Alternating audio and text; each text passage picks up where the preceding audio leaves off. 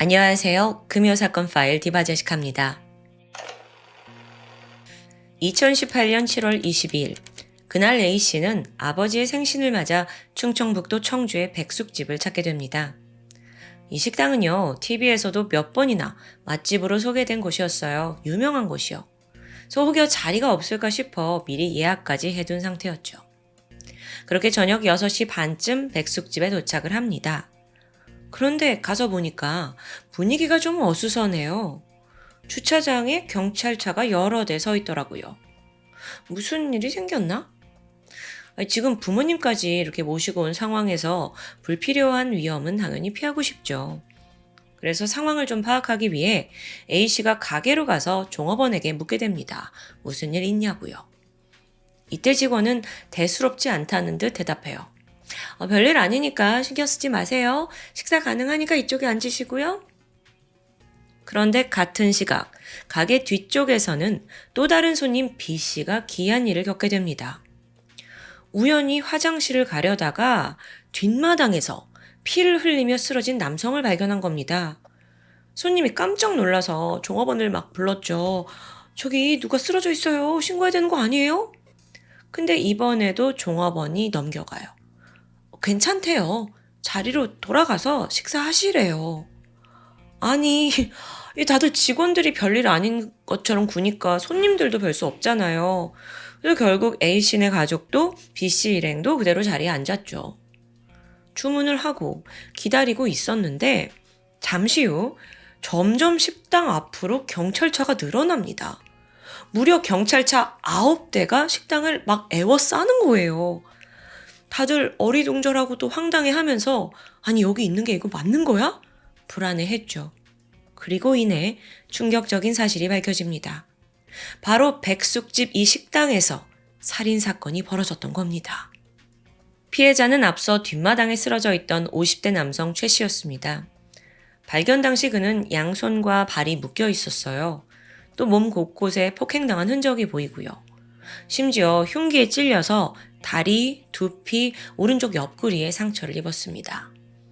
특히나 이 옆구리 상처가 1.8cm 깊이였는데 이게 횡격막과 간 흉벽을 손상시켜요.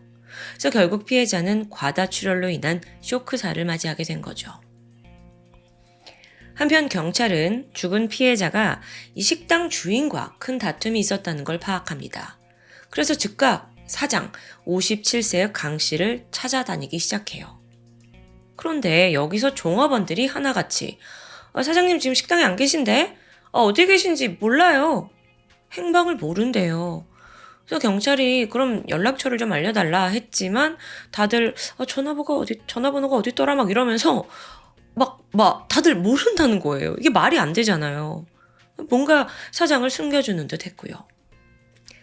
사실 신고가 들어온 직후에 경찰이 굉장히 빠르게 출동을 했기 때문에 그가 만약 범인이라면 멀리 도망쳤을 가능성은 낮습니다. 그렇다면 순간 경찰은 아직 식당에 강 씨가 숨어 있다는 직감이 들었죠. 그래서 여럿이 흩어져서 손님방 하나하나 뒤지기 시작해요. 예상은 적중했습니다.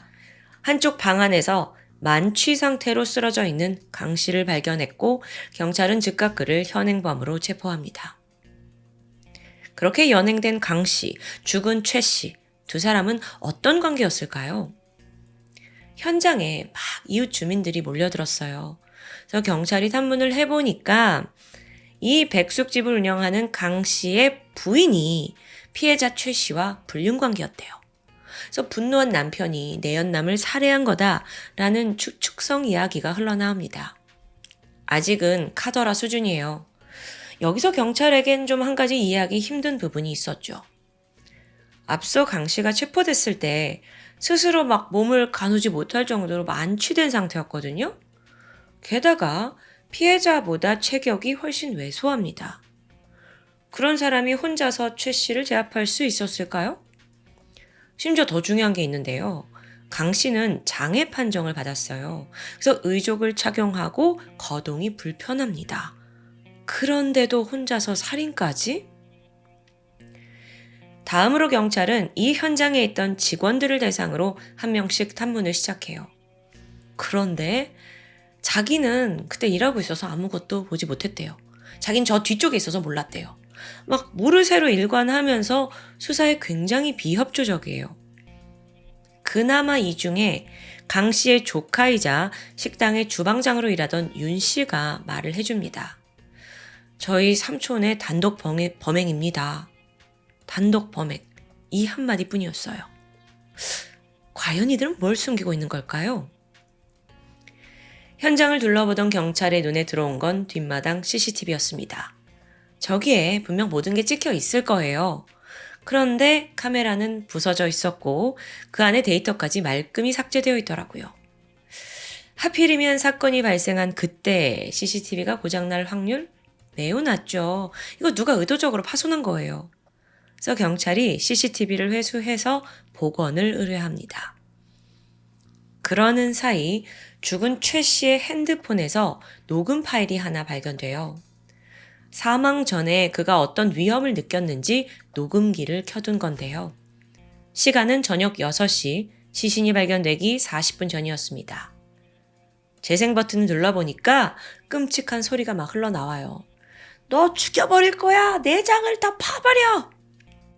이건 백숙집 주인 강 씨의 목소리였습니다. 이어서 욕설, 협박이 난무했고요. 그런데 이 녹음 파일의 뒷부분에 피해자 최 씨가 누군가한테 나 좀 살려줘! 라고 도움을 요청하는 소리가 들어있어요. 즉, 이 현장엔 다른 사람도 있었던 거죠. 때마침 훼손된 CCTV 영상이 다 복구가 돼서 경찰에 도착합니다. 그 안에는 백숙집 사람들 모두가 숨겨왔던 이 사건의 진실이 담겨 있었어요. 그 이야기에 앞서 우리는 강 씨와 최 씨의 관계에 대해 더 자세히 알아볼 필요가 있습니다. 네, 주민들의 말대로 강 씨의 아내와 죽은 최 씨는 불륜관계였습니다. 두 사람이 한 6개월 동안 만났는데 그 사이 놀라울 정도로 뻔뻔했더라고요. 무슨 말이냐면 강 씨 아내가 그냥 남편을 떠나요. 그리고 최 씨와 동거를 시작합니다. 근데 그 동거 비용을 그간 남편 통장에서 가져다 썼더라고요. 3억 5천만 원을 빼돌렸고요. 6천만 원 상당의 카드빚, 대출금 다 남편 명의였습니다. 그렇게 6개월을 살았는데 어느덧 최 씨와의 관계가 틀어져 버린 거예요. 그러자 아내는 다시 남편 강 씨에게 돌아왔죠. 그러니까 이번에도 일방적으로 내연남 최 씨와의 관계를 그냥 끝내버린 겁니다. 그러니까 최 씨가 왜 이러냐 하면서 계속 연락을 한 거예요. 하지만 그러니까 강 씨 아내는 이미 마음이 돌아선 후였고요. 안절부절해 하던 최 씨가 결국 백숙집으로 전화를 걸어요. 남편이 받으니까 네가 내 여자 숨기고 있는 거 아니냐라고 소리를 칩니다. 당장 찾으러 가겠다라고 으름장을 놨고요. 이게 한두 번이 아니었어요. 며칠간 전화가 이어졌죠. 생각을 좀 해보면 아내는 집으로 돌아온 건데 내연남이 지금 더 야단인 거예요. 남편은 더 이상 분노를 억누를 수 없었습니다. 불륜도 이제 모자라서 막대한 재산 피해도 입었는데 이젠 내연남이 식당까지 찾아와서 횡포를 해? 인내심이 점점 바닥나고 있었죠. 사건 당일 또다시 최 씨에게 전화가 왔고 당장 그 여자를 내놓지 않으면 무슨 일이 일어날지 모른다 라는 협박을 합니다. 그러자 참고 참던 강 씨도 소리를 질렀죠. 너 내 식당에 오기만 해봐. 내가 보자마자 죽여버릴 거야. 전화를 끊고 나서 그는 이제 막 화가 났어요. 그래서 이걸 삭히기 위해 소주 3병을 연거푸 들이마셨죠. 단시간에 술이 빠르게 취한 거예요. 근데 강 씨가 주방으로 가더니 8cm짜리 닭 손질용 칼을 챙겼습니다. 그러니까 백숙집이니까 닭 손질용 칼이 있잖아요. 그게 아주 큰 건 아니었는데 그거를 이제 가지고 있는데 잠시 후 최 씨가 진짜 식당에 도착한 겁니다. 일단 사장 강 씨는 손님들 있으니까 뒷마당 가서 얘기하자라고 데려갔고 대화를 하려는 듯 분위기를 조성했어요. 그런데 이때 조카이자 주방장 윤 씨가 슬그머니 나타납니다. 이거 딱 보니까 지금 상대는 2명이에요. 최 씨가 당황을 해서 안 되겠다. 도주를 시도하는데 바로 조카가 그를 붙잡았고 이어 2 사람이 합심해서 최 씨를 마구 폭행했죠. 그러다 필사적으로 최 씨가 빠져나오는데 성공해요. 아니 그런데 이번에는요. 이 식당에서 일하던 여자 종업원 2명이 그를 쫓아오더니 낚아챕니다. 최 씨가 다시 뒷마당으로 끌려갔어요. 이번엔 4사람이 다 같이 더 심하게 폭행을 가했죠. 당시 여자 직원들은 그 식당에서 쓰는 플라스틱 대형 통 같은 거 있잖아요. 반찬 넣어놓는. 그런 통으로 최 씨를 마구잡이로 가격합니다. 남편 강 씨는 옆에 있는 벽돌을 집어서 내리쳤고 조카 윤 씨는 피해자 위에 올라타서 손발을 결박했고요. 이렇게 4명이 덤벼드니까 최 씨는 옴짝달싹 할 수가 없어요. 그런데 이때 강 씨가 품에서 무언가를 꺼냈습니다. 아까 챙긴 칼이었죠. 그는 지난날의 분노를 쏟아내듯 망설임 없이 그를 공격했습니다. 잠시 후 4사람은 모두 이성을 찾고 모두 제자리로 돌아갑니다. 최 씨는 칼에 찔린 후에도 뒷마당에 그대로 쓰러진 채 약 40분간 방치되었어요. 범인 중 그 누구도 최 씨를 구하려 하지 않았죠. 그러다 잠시 후에 사장 강 씨가 잠깐 다가오더니 그에게 담배를 하나 물려줍니다. 또 동시에 CCTV도 망가뜨렸고요. 최 씨는 이후 그 뒷마당에서 그렇게 죽어갔고요. 과다출혈로. 반면 범인들은 아무 일도 없다는 듯 그냥 백숙집에서 저녁 장사를 이어나갔던 거예요. 그런데 운명의 장난이었을까요? 그 숨이 끊어져가는 최 씨를 발견한 게 누군 줄 아세요? 다름 아닌 강 씨의 아들이었어요. 이 상황이 보니까 위급해요. 그래서 아들이 즉시 신고를 했고 곧 경찰이 도착했지만 최 씨는 이미 숨을 거둔 상태였습니다. 추 부검을 해보니까 만약 폭행을 당하고 직후에 바로 병원으로 이송이 됐다면 살 수도 있었을 거다라는 소견이 있었습니다. 일명 청주 백숙집 살인사건. 사실 이 백숙집이 여러 매스컴에 수차례 소개될 만큼 전국적으로 유명한 곳입니다. 게다가 사장 강 씨는요, 착실하고 성실해서 동네에서 평판도 너무 좋아요. 어르신들한테 싹싹하고 또 무료로 식사를 대접하기도 하고요. 그런 강 씨가 살인을 했다라는 사실에 마을 전체가 믿기 힘들다는 반응이었는데요. 반면 이 사건을 조사하는 수사팀은요, 범행을 도운 조카 윤 씨, 그리고 그 여자 종업원들의 태도에 기함했습니다. 생각해보면 주범 강 씨에게는 분명한 원한이 있어요. 하지만 조카와 종업원들은 사실상 최 씨와 일면식조차 없거든요. 또 CCTV를 확인해보면 강 씨가 이들한테 재폭행해라 라고 지시하는 모습 전혀 찾을 수 없습니다. 그렇다면 이들은 모두 자발적으로 범행을 도왔다라는 게 성립되는 거예요. 아니 대체 그 이유가 뭘까요? 여기에 대해 전문가들은 끈끈한 공동체 의식에서 비롯된 동조 현상이다 라고 분석을 했어요. 보니까 평소에 사장 강 씨가 직원들한테 아주 친절했다고 합니다. 일이 없는 날에도 직원들한테 후하게 식사를 대접했고 또 집이 먼 직원들이 있잖아요. 직접 출퇴근을 도와주기도 했죠. 그러다 보니 직원들은 자연스럽게 사장을 신뢰하고 잘 따랐습니다. 또 조카 윤 씨의 경우에도 원래 강도상의 전과가 있어서 취업이 굉장히 어려웠어요. 근데 유일하게 도움의 손길을 내민 게 삼촌 강 씨였죠. 삼촌은 주방장 일을 그에게 가르쳤고 추후 조카에게 이 가게도 물려주려 했다고 합니다. 이런 보살핌 속에서 윤 씨도 식당에 대한 애정이 깊어졌고요. 그래서 정리해보면 강 씨 외에 윤 씨와 종업원들 이 모두는 가족처럼 가까웠던 사이였던 겁니다. 최근에 아내가 불륜을 저질러서 집을 나갔잖아요. 그래서 심신이 지친 강 씨를 지극정성으로 보살핀 것도 사실 이들이었어요. 근데 그러면서 자연스럽게 강 씨 부부한테 무슨 일이 있었는지도 상세하게 알게 된 거죠. 그러던 중 종업원 한 명이 문득 과거에 자기 전 남편의 카드빚을 떠안고 이혼한 경험을 떠올리게 돼요.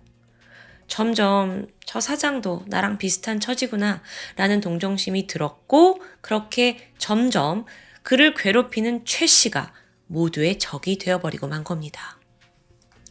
실제로 경찰 조사에서 직원들은 평소 우리 사장님을 힘들게 한 최 씨가 가게에 찾아와서 제가 화가 불같이 났어요. 라고 진술했어요. 이거 참 보기 힘든 케이스죠.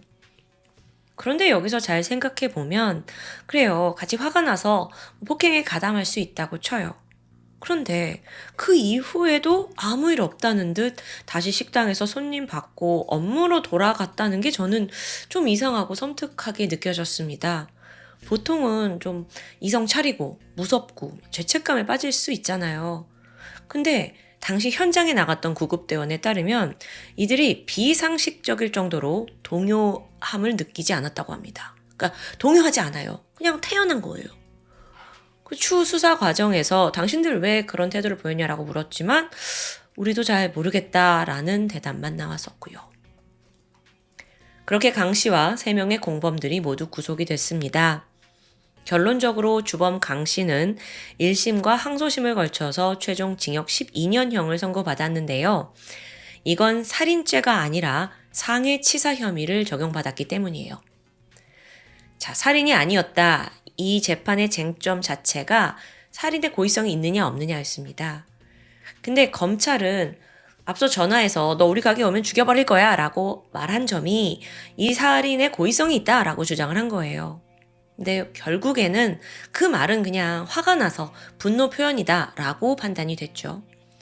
또한 강 씨 변호사 측에서 아까 담배를 하나 물려줬잖아요. 여기에 주목을 했습니다.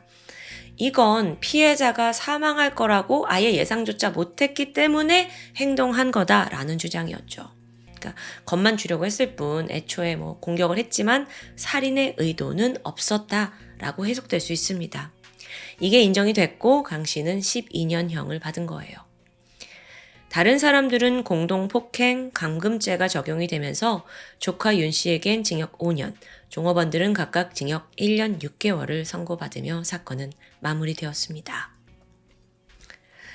사실 앞서 인트로를 손님들의 시각에서 시작을 했는데 사실 그 손님들은 얼마나 충격적이었을까요? 거의 평생 잊지 못할 백숙집의 악몽은 아니었을까 싶습니다. 근데 이게 찬찬히 생각해보면 정작 이 비극을 애초에 만들어낸 강 씨 아내에 대해서는 별로 알려진 게 없더라고요. 그런데도 직원들은 사장에게 깊이 공감을 해서 폭행에 가담하고 또 공범까지 됐다는 게 굉장히 유례없는 인상 깊은 사건이었습니다. 아마 댓글에서도 여러 가지 반응이 나올 것 같은데 여러분의 생각은 어떠신가요? 지금까지 금요사건 파일 디바제시카였습니다.